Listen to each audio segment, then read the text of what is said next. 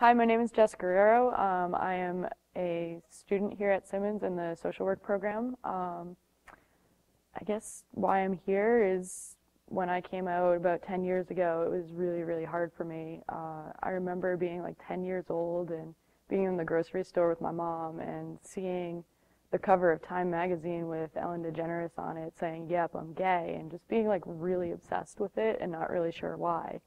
And then when high school came along, I was in choir class and there was this woman who was sitting across from me, and I just remember thinking like, "Oh my God, she's beautiful. I wonder what it would be like to kiss her. Wait, that's gay. I can't be gay." So for 2 years, I tried really hard not to be gay.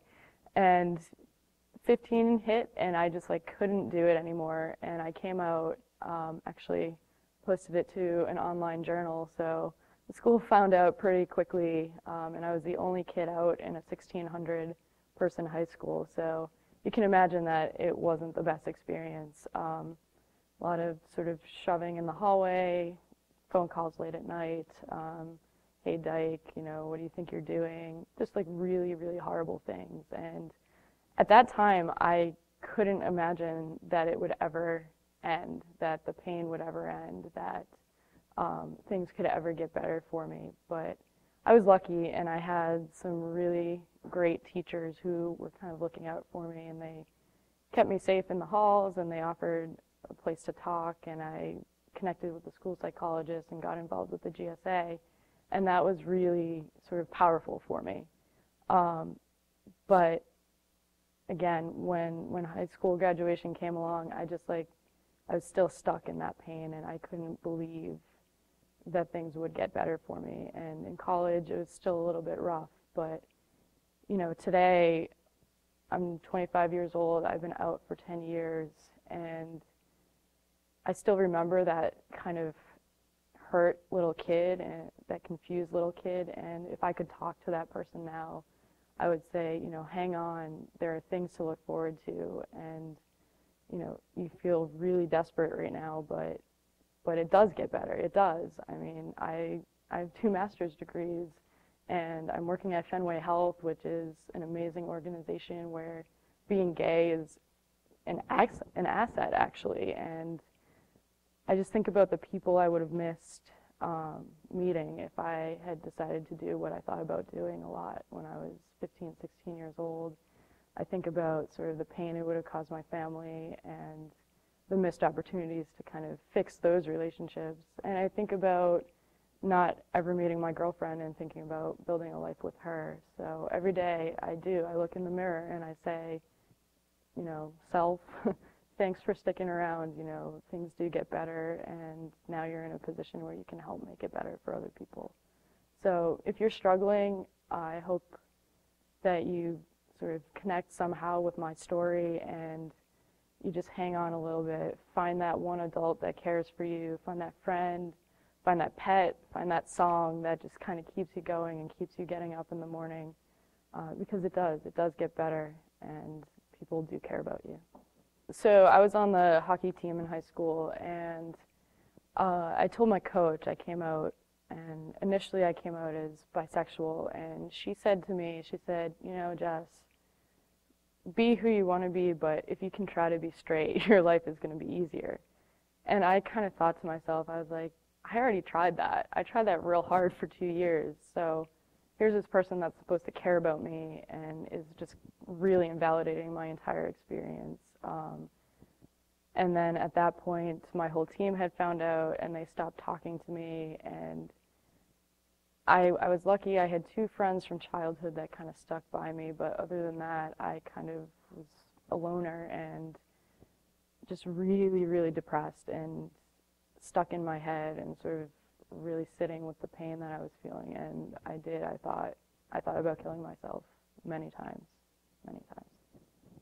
I mean, in a larger political sense, seeing the trans rights bill passed in Massachusetts was just an amazing experience. I was involved with that pretty early on because actually one of my friends didn't stick around. He did kill himself, and his parents were the driving force to getting that bill passed. So it was just a really amazing experience of the community coming together and sort of the state realizing that people are actually people and deserve to be protected. And I don't know, just little everyday things that I think I take for granted now, but back then really would have made a difference. You know, a phone call from a friend, a really funny TV show, just even the fact that there are television shows that show openly gay characters is just a really amazing thing to sort of comprehend right now.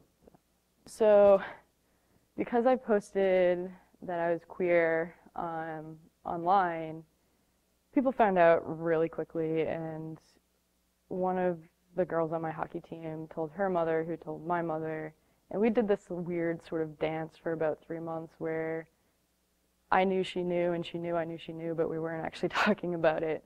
And I finally brought her into the school psychologist's office, and you know, didn't really say much, and finally the school psychologist was like, Jess, you know, you brought your mom in here for a reason. What was it? And I couldn't even look at her, and all I said was, I'm not straight. So I think having that time to sort of adjust to it on her end made things a little bit easier. The reaction that I wanted in my mind was, you know, you're my kid, I love you no matter what. What she said was, are you sure? And I know you've been depressed. Is it related to that? How do we make you feel better? So it was, looking back, a really cool reaction. And things since then, you know, sometimes better than others, especially with sort of the gender stuff underneath the surface. But for the most part, she's a huge kind of champion in my life. My dad, I was terrified to tell him in high school. I was convinced that he would kick me out of the house, and I actually didn't tell him until the day I moved in with my ex about 6 years ago. And it was actually the easiest coming out that I had. I just sort of said, you know, hey, I'm moving in with this person, and we've been dating, and, you know, figure it out from there. And he just kind of shrugged and said, okay, that's who you are. That's who you are. I'm going to go have a cigarette. So for the most part, they've been pretty cool as far as coming out goes. But it's always kind of an anxiety-provoking experience. So I'd say it started to get better probably my first 2 years of college. I went to a really small all-women's college at the time. It wasn't here. And so in terms of like the cattiness and stuff, like that was a negative thing, but it was much more accepting of queer people. The dean was queer herself, and I started up kind of a GSA there, so that was kind of the thing that kind of got me going. My political identity my political identity started to develop around that time, and it gave me a format to kind of express some of the anger that I had felt, and also a place to start connecting with other queer people, because I really didn't have any role models to look to, and I didn't really know how to be queer. Not that there's any particular way to be queer, but I just couldn't even comprehend it. So I also met my ex there, and that was a pretty positive relationship for a while. And then after 2 years, I transferred to UMass Boston and just really started to come into my own and realize that I have something to contribute. I have a voice, and people actually care about it and want to hear it. And being queer is just part of me. It doesn't have to be all of me. And I started kind of getting comfortable with my body and the way that I was presenting in the world, and just all of those combined really, really made a difference and really made me feel grounded and confident, and that if I could just talk to that person in high school and just say, you know, nothing is permanent. It seems like you'll never get out of this, but nothing is permanent. The world is changing. You're changing. Hang on. So I think for me personally, thinking about politics and inclusion and community, anytime there's more than one sort of difference about a person, whether it's they don't present on the typical binary male or female lines, or they might be a person of color or a poor person, things just get more complicated and more difficult. And just I'm really aware of that and aware of kind of the privilege that I do have. And that's why I believe in projects like this and things where I can use sort of a place of privilege to start opening up doors for conversations to make life a little bit easier for other folks who don't necessarily have that privilege to do so. But I'm a happy person now, and I see being queer as a really amazing gift, actually, to sort of mix things up and create life and family on my own terms. And